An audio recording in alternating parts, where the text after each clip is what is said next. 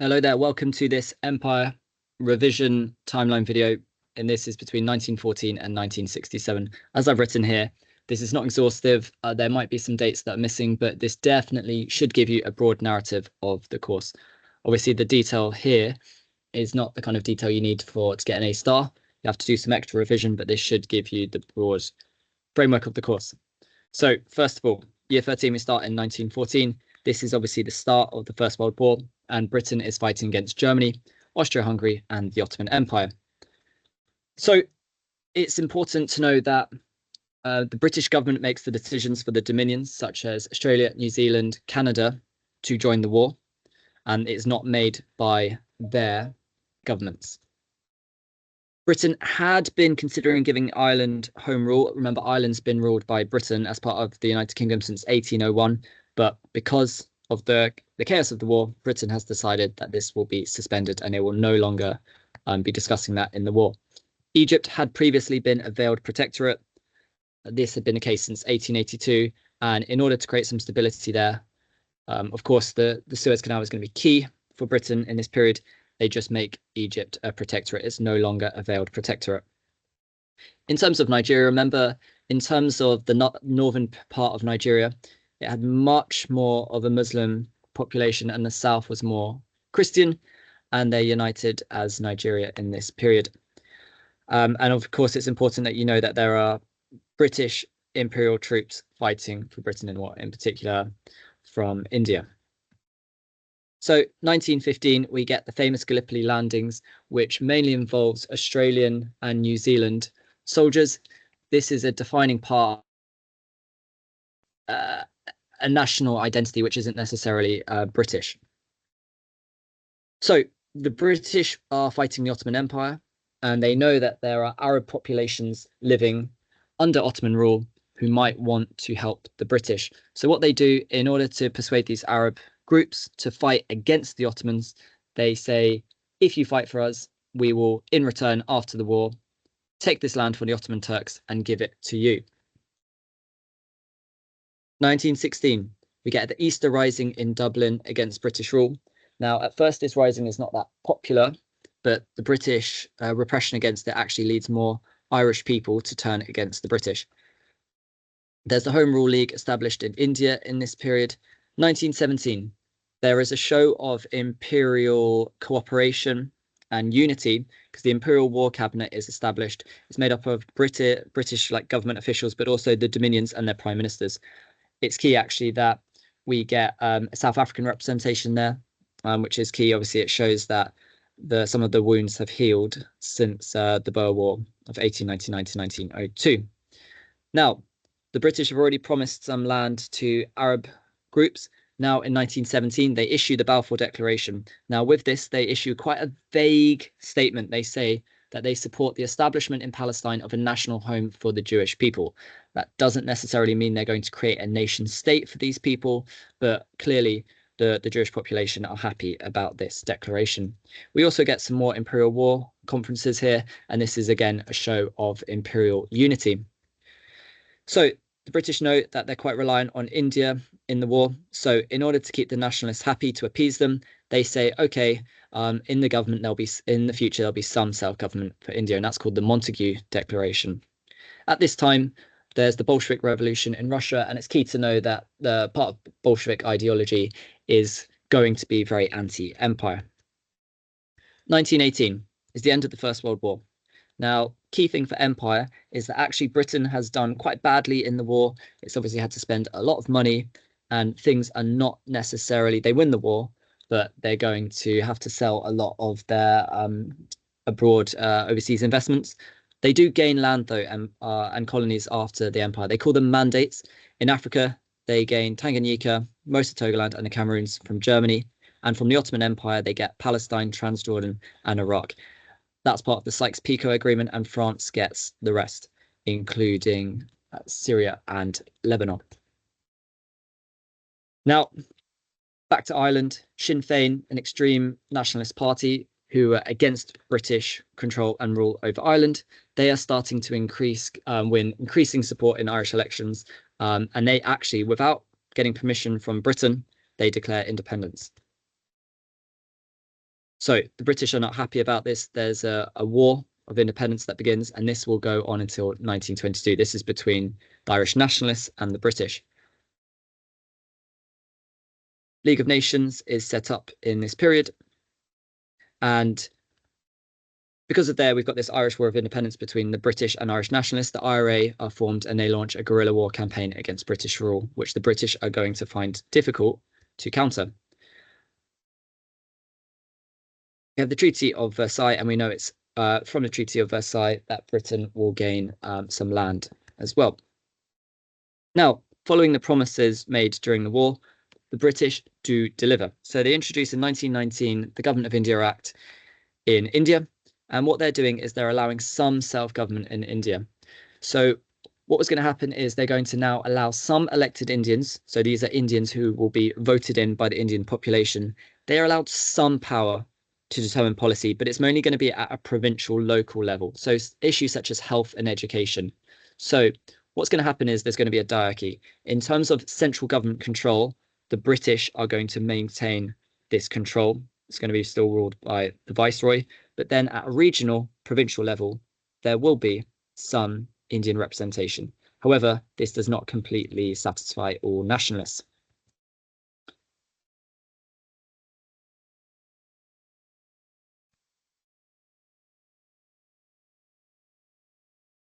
Okay, in terms of, as a result of this, the INC, the Indian National Congress, they start introducing a policy of passive resistance, and Gandhi becomes seen as the leader of this movement. Before 1919, we don't really hear so much about Gandhi, but certainly in 1919, you've got to really think of him as being one of the leaders of Indian nationalism. Part of this movement, fasting, prayer, tax refusal, boycotts, and deliberate flouting of the law. So what we get in this period is actually the Hindu Congress and Muslims are actually cooperating a bit more in this period, but the key thing here is this is passive, it's non-violent. Also in this period, so the British are giving away some concessions to Indian nationalists with the Government of India Act in 1919, but this is definitely an example of carrot and stick. So carrot would be them providing some concessions, but also stick is them using suppression and repression as well. So for example, the 1919 Rowlatt Act is a clear example of the stick element of this. This was giving the British powers to arrest and imprison anyone who protests against British rule in India without always giving them a fair trial. Whilst this is happening, there are also anti-British riots in Egypt. And following on from the Rowlatt Act, there are some protests, mostly peaceful, and the British respond to that under General Dyer brutally. 379 people are killed in Amritsar and 1,200 people are wounded. As a result of this, 18 people are executed and hundreds are flogged afterwards. This is clearly an example of stick again. There's an Afghan invasion in India, which is easily defeated in this period. And Indian National Congress is going to be a large and influential organization from this period. We know as well from the Ottoman Empire that Britain takes over and Palestine, Transjordan, and Mesopotamia, Iraq, and they're going to become mandates. It's important that the British call them mandates because they don't want to be seen to be taking on more colonies, whilst they call them mandates, but essentially it's the same thing. In Kenya, there's a significant white population, especially in the White Highlands, because the climate was more favourable, and so we get a lot more white settlers there, and they are given some representation in government. 1920, Gandhi has become the leader of Indian Congress. British East Africa, we now call it Kenya. So because of the pressure from Irish nationalists, the British realise that they're going to have to give in to some of the pressure. And so what's going to happen is they're going to allow most of Ireland in the south to get independence, but a northern bit is going to remain part of the United Kingdom, and that's going to be because there is a significant Protestant population.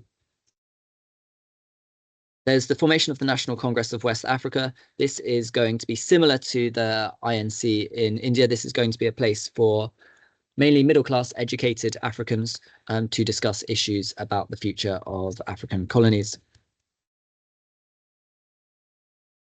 In order to try and develop the colony in Sudan, especially with irrigation, the British set up the Jazeera Cotton Scheme in order to try and essentially allow more water to reach the farms either side of the Nile in Sudan.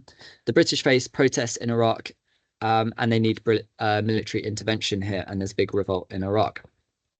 Another imperial conference, which shows that there is some imperial unity, but it's of little consequence. Irish Free State, as I previously discussed, is founded, and this is essentially means that Ireland is now going to split off. You've got Ireland in the south, mainly Catholic, is going to split off from the United Kingdom, and in the north, it's going to remain part of the United Kingdom. So we've talked about some of the protests and pressure from nationalists in Egypt. The British give Egypt its independence in 1922, but they really don't want to give up their influence in Egypt, and they keep it as a client state, which means that they're still going to control foreign and defense policies, and they're still going to keep a significant army presence in Egypt, especially around the Suez Canal, and the Egyptian leaders go along with this. There's still some problems going on between Britain and Turkey, despite the fact that the war is finished and they signed the peace treaties. The most significant thing about this is there is this crisis between England, Britain and Turkey, and actually Australia, South Africa and Canada are quite reluctant to send troops to support Britain. This is evidence that actually the relationship between Britain and the Dominions is maybe not as unified as it might have been in the past. So Gandhi has this theory and this idea of non-violent protest, but it's not always easy for Gandhi. And in 1922, there are some issues, and some of the protests do turn violent. So Gandhi is quite dismayed by this, and reluctantly he has to call off the civil disobedience campaign. This is evidence that actually some of the nationalist movements weren't always unified, and they did face some issues. So in terms of what Britain's trying to achieve in Iraq, what they do is they install a pro-British leader, Faisal, who had been his father, Sharif Hussein, had helped the British in the First World War to beat the Ottoman Empire, and he is made the king of Iraq. So in a similar way to Egypt, Iraq is now going to be independent, but there's still going to be this informal British influence, and it's going to be a client state. So there's a clear trend. Southern Rhodesia, like Kenya a few years previously, is given more representation. Now it's only going to be for the white settlers, because like in Kenya, there is a significant white settler population with 30,000. And now clearly this is not democratic, because there's over 1 million black people who don't have any representation. Now, the British government are always in conflict with the settlers about how exactly they're going to treat the indigenous black African population in Africa. Now, the British tried to control the treatment, and so what they do is they set out the Devonshire Declaration in 1923, and this is a way of them saying that the Kenyan settlers need to protect the interests of black Africans. Another imperial conference here. So in India, what we do is we have 5 million Indians are elected representatives to the expanded provincial councils and to the National Legislative Assembly. So we start to get here. Indian politicians introduce protective tariffs for India's textile and iron and steel industries in this period. So they're going to actually start to develop a bit more industry in India. Okay, so we know that the British in South Africa have won the Boer War in 1902, but in terms of the white population in South Africa, the Afrikaners, the Boers, are still dominant, and the British settlers never become the demographic majority there in terms of the white population. So in 1924, the Afrikaner Nationalist Party comes to power, and so we've got a ruling party in South Africa who historically will have some question marks over Britain, and there will be the relationship is not necessarily easy. So there is this tension between South Africa and Britain. At the same time, get a huge Empire exhibition at Wembley, and obviously we know that the huge stadium is built, not the one we have today, but the one that was knocked down, I think, in about 2000. So we're in the interwar period now, and Britain is starting to invest a bit more money into its colonies. So £10 million gets invested into East Africa. We get Leo Amery appointed the colonial secretary. So we get this imperial conference in 1926. this goes back to the Balfour Declaration, not the Balfour Declaration about Palestine. This is this idea that dominions, the white settler colonies, what they were previously known as, are going to be autonomous communities within the empire, equal in status, in no way subordinate to one another in any aspect of their domestic or external affairs, free, though united by a common allegiance to the crown. What's going to happen here is the dominions are going to be treated as equal now to Britain. And what's going to happen is they're essentially going to become independent pretty much when they want to get that. At the same time, there is this more of an emphasis on empire here in the interwar period. There are some problems with trade, and so the Empire Marketing Board is set up to promote the sale of imperial goods. But people are still not completely sold on the idea that Britain should be focusing more on its empire, because remember, historically, Britain has always traded more with places that were outside of empire. So there is a debate, though, about the value of empire. 1929, we get the Great Depression. So this is going to completely damage global trade. And as a result, trade is reduced across the world. And actually, Britain is now going to focus more on trading with its empire because it's just more secure. And so Colonial Development Act is going to earmark £1 million of investment for African colonies. And Britain wants to develop these colonies more. Now, we'd had the Government of India Act in 1919, and they were thinking in the 1920s, how can we, what should the British do to change it?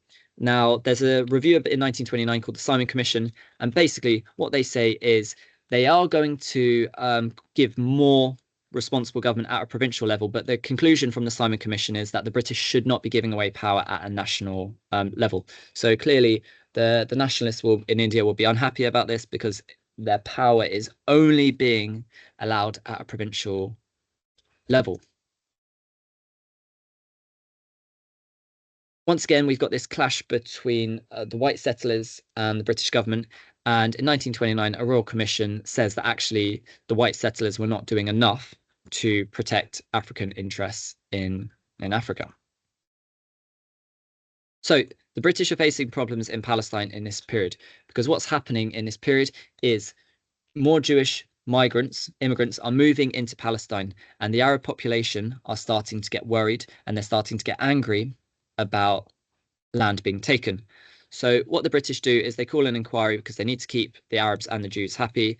And so what they decide to do is they're saying that actually they need to control how much Jewish land acquisition there is. At this time, the British have followed this policy of carrot and stick to try and deal with nationalism.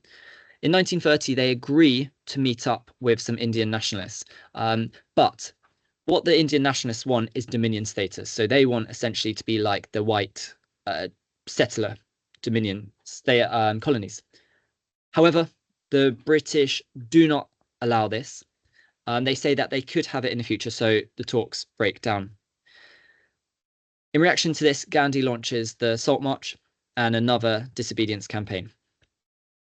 So the Salt March, 241-mile march to sea, it becomes super well known because one, so many people do it, but also because there's a huge media presence and Gandhi plays it quite well in terms of raising awareness for this. Following this, the British arrest 60 to 80,000 people, including Gandhi, which shows that the British are able to deal with nationalism, but it's not ideal for the British having to arrest so many people. And it shows that Gandhi is perhaps gaining traction with his peaceful protest tactics. So despite the fact that the British are trying to deal with land acquisition from Jewish population in Palestine, it doesn't work. It doesn't keep the Arab population happy, and there are anti-Jewish riots in Palestine. But the British try to limit future immigration, but there's opposition in Britain, and they, in terms of the British government at home in Westminster, and this does not get implemented. So there are going to be no controls on Jewish immigration into Palestine.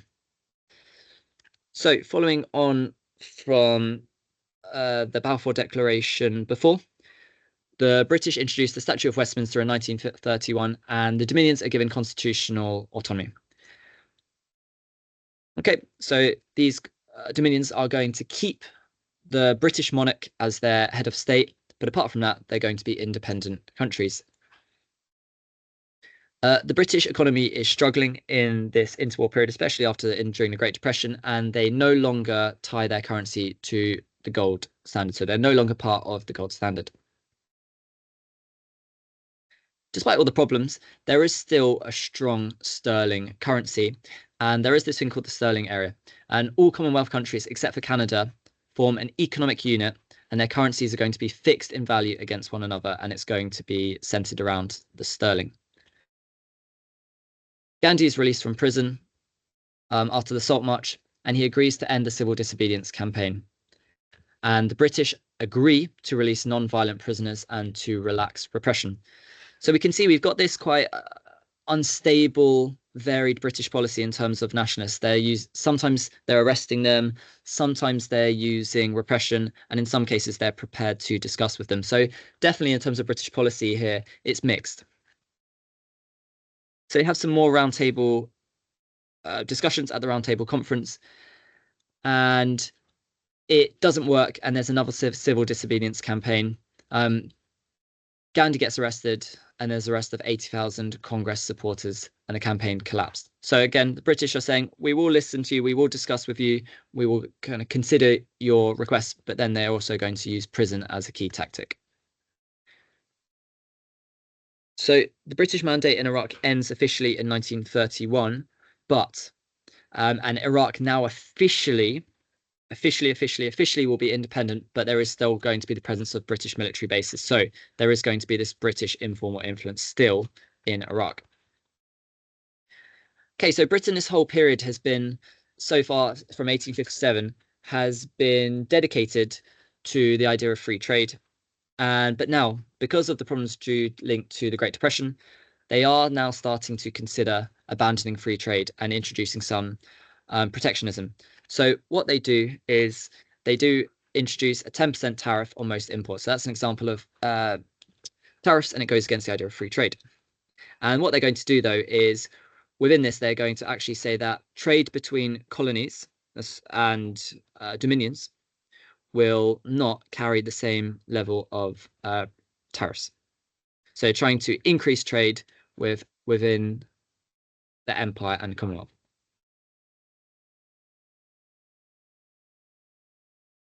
Okay, at this time, the BBC launches an Empire service, and this is a good example of close links between Britain and Empire. Okay, 1933. So we've had no restrictions on Jewish immigration so far. And actually, after 1933, when Adolf Hitler comes to power, we start to get an increase in Jewish immigration into Palestine as Nazis flee from persecution. 1935. So what happens? There is a reaction to the Simon Commission, and what happens in 1935 is the British introduce more local government at provincial level. Number of Indians who can vote goes up from 7 to 35 million. It separates Burma from India, and it also, the princely states, so the British are still working with traditional rulers, gets more they get more power. But look, the key thing is at a national level, in terms of central government, the viceroy is still head of state with powers over finance, defense, and foreign affairs. So the big key issues are still being decided by an unelected British man. Jewish immigration is causing more anger in Palestine, and we get a huge rebellion in 1936. It's going to be targeted against Jews, the British, but also against moderate Arab leaders who were seen to be betraying Arabs. So as a result of this, the British have to send 20,000 troops into Palestine. Clearly, this is an example of the British. They can deal with the problems in Palestine, but they really do not want to have to send so many troops into Palestine to control it. The British make an agreement with the Egyptians in 1936, and they say, we will happily withdraw some of our troops from Egypt, but they will definitely have to stay in the Suez Canal zone because it's so important. So the British made the agreement that they would have 10,000 in the Suez zone, but also if there's an emergency, and that's not clearly defined, they can just have as many troops as they want in Egypt. So it shows that, look, the British are prepared to give away make some concessions, but they're not prepared to completely give up their informal control and influence in Egypt.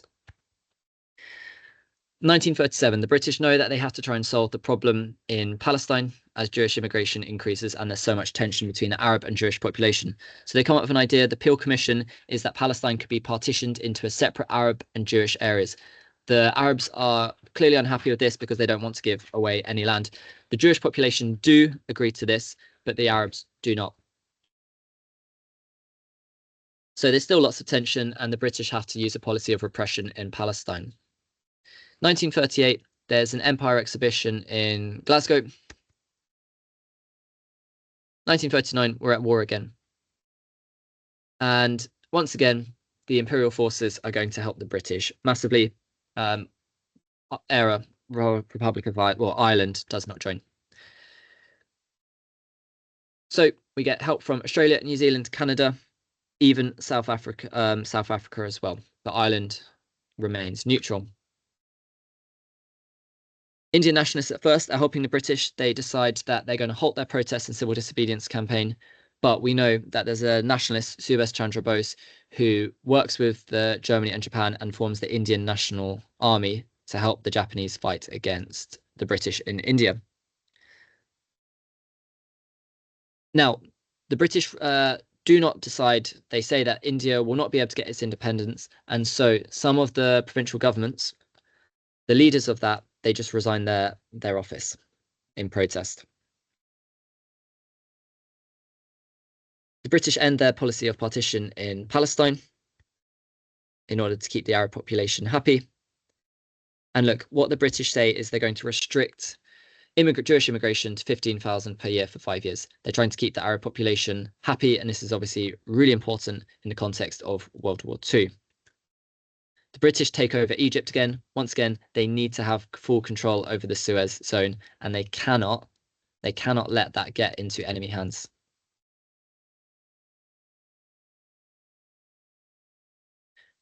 Okay, the Prime Minister of Iraq is driven into exile. He's forced out by the British because he was attempting to negotiate with Germany. 1941. America, the USA, is going to become very significant in the war, and Britain needs to court and speak to the USA, in particular Roosevelt. Now, Roosevelt is not keen on empire, and so what happens is Churchill meets Roosevelt, and the British say that they support ideas of self-government, but it's not entirely clear. They say that this does not apply to empire, but as things go on in terms of international relations, Britain is going to have to keep America happy, and America is not entirely supportive of Britain having an empire. But Pearl Harbor is attacked by Japan, and USA does join the war. Now, the British are humiliated in Asia at this time. They lose Singapore, Malaya, and Burma.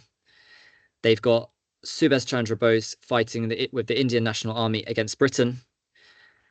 Now, the Japanese never take over India, but it does look like at one point they will take over India. So the British now are desperate in India. They really want to keep the nationalists happy because they cannot afford for the nationalists to unite against British rule. So they now finally offer Dominion status. Remember, they'd rejected this at the Round Table conferences, but now the nationalists say, we don't want Dominion status, we want full independence. So they start the Quit India movement in 1942. So what they're doing is sabotaging railways, cutting telephone lines, and attacking government buildings. The British decide they cannot allow this to happen, so they arrest all of Congress leaders. Several thousand Indians are killed and wounded, and 100,000 are arrested. So once again, the British are using prison and arrests as a key way of dealing with nationalism. 1943, we get 3 million estimated to have died because essentially there's this famine, and the British are reluctant to give too much support because they don't think that's going to go against essentially a capitalist way of dealing with issues, and there is a lot of blame pinned on the British for these 3 million deaths. The Japanese invasion of India fails. End of the Second World War, 1945. Labour are elected on a landslide, and we get Clement Attlee coming to power. Clement Attlee is not as pro-empire as Churchill, but he's certainly not prepared to give up empire. Look at the debt that the British are into India. £1,375 million in debt. USA is now clearly the huge industrial power and has become the world's only economic superpower. The British start thinking about leaving India in this period. But look, despite all of the issues with the war, the British are now trying to focus more on their colonies, and so they allocate 120 million over 10 years to assist their colonies' development. Over a 10-year period, it doesn't seem as much, does it? 1947, eventually, because of the chaos in India after the war, the British give up India and Pakistan, and it's partitioned. Same thing with Palestine. They cannot deal with the chaos, so they refer the problem to the UN, and UN will later call for the partition of Palestine. We get sterling crisis in 1947, but despite this, the sterling area is still ahead of the dollar area, and it's one of the dominant currencies in the world. Israel is created, and the British withdraw from Palestine. Now, Britain's relationship with South Africa is already quite strained because we know the Afrikaner population is dominant politically, but the ANC win power in South Africa, and they are going to be a white nationalist group that supported a policy of apartheid, and the British do not support this policy of racial segregation. Sri Lanka and Burma get their independence. And what happens here is the British support the idea of the Federation of Malaya, but it's not supported, and they have the Malayan emergency. Essentially, this is the British facing a huge nationalist uprising. Thousands of British troops are sent to deal with tensions between Malays and Malayan Chinese. And remember, there are those ethnic divisions there. Ireland leaves the Commonwealth in 1948. India joins the Commonwealth, and the British monarch is going to be the head of the Commonwealth. They changed the wording because in order to allow India to join, because they weren't so keen on having the British monarch as their head of state. What the British are trying to do again in 1948 is they're trying to develop their colonies more. So they have the Colonial Development Corporation with a focus on modernizing the colonies. One of the key things that the British tried to do in this period is introduce groundnut planting into East Africa in Tanganyika. It fails. It costs 36 million, but it goes up to 49 million, and it ends in failure. The groundnuts don't grow, and it's just a complete waste of money for the British. In Gold Coast, the British are facing riots, and there's some real issues there. The British do allow universal suffrage to elect an assembly, but the British are still going to keep control of finance, the police, and the civil service. And obviously, this is not supported by Kwame Nkrumah because he does not want so much British involvement. At this time, the British government want people to come to Britain in order to help Britain rebuild after the war. They want people from empire, and so they allow the British Nationality Act, which means that 800 million subjects from empire are able to come and work and live in the UK without a visa. Okay, I'm going to pause there and I'll continue this another time.